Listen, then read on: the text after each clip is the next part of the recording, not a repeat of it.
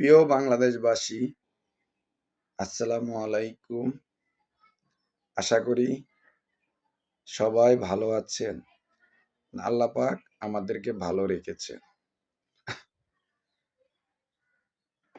আগামীকাল একটি গুরুত্বপূর্ণ জাতীয় সংসদ নির্বাচন উপলক্ষে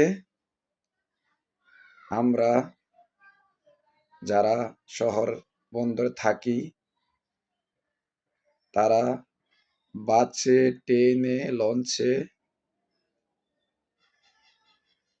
বাড়িতে নিজ নিজ এলাকাতে যাচ্ছি এবং গিয়েছি।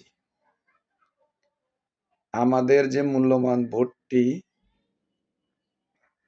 আমরা ন্যায় ও ইনসাফের প্রতীক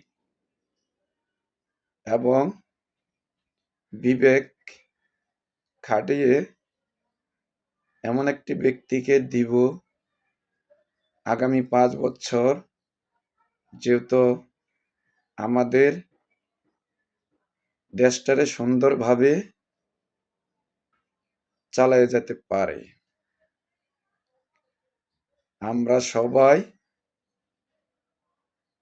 একটি সুন্দর বাংলাদেশ চাই, ইনশাআল্লাহ।